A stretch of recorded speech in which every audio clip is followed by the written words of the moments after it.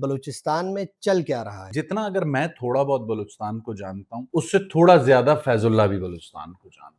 موجودہ جو صورتحال ہے یا جو موجودہ جو دہشت گردی ہے یہ 2 دہائیوں سے جاری، اور 2 دہائیوں سے جس صوبے میں دہشت گردی ہو رہی ہو اس صوبے کی پولیٹیکل حکومتیں ماضی کی اس اپروچ کے ساتھ ہوں کہ یہ دہشت گردی کی جو جنگ ہے یہ دہشت گردوں اور سیکیورٹی فورسز کے درمیان ہے۔ کہیں پر بھی کوئی بھی قوم، کوئی بھی ریاست اس وقت تک کسی بھی جنگ کو، چاہے وہ دہشت گردی کے خلاف جنگ ہو یا 2 ریاستوں کی، نہیں جیت سکتی جب تک اس کے پاس پولیٹیکل اونرشپ نہ ہو، اس کے پاس ماسس سے سب۔ تو جب پولیٹیکل اونرشپ نہیں تھی تو آپ اندازہ لگا سکتے ہیں کہ اس 2 دہائیوں میں دہشت گردی کی ہینڈلنگ کیا ہو۔ ایک اور چھوٹی سی بات، پاکستان میں 3 بڑے ڈاکیومنٹس کنسیڈر ہوتے ہیں۔ 70s کا آئین کنسیڈر ہوتا ہے، سب سے بڑا ڈاکیومنٹ ہے جس پہ تمام اسٹیک ہولڈرز کا اتفاق تھا۔ اس کے بعد ایک دوسرا ڈاکیومنٹ آتا ہے 18th امینڈمنٹ جس پہ تمام اسٹیک ہولڈرز کا اتفاق رائے تھا۔ تیسرا چونکہ وہ قانونی ڈاکیومنٹ نہیں تھا، چارٹر آف ڈیموکریسی، تو میں اسے اس میں ایڈ نہیں کرتا، لیکن وہ ایک پولیٹیکل ڈاکیومنٹ تھا بٹوین 2 لارجسٹ پارٹی۔ تیسرا جو ڈاکیومنٹ تھا جس پہ اتفاق رائے تھا وہ تھا نیشنل ایکشن پلان۔ اس حد تک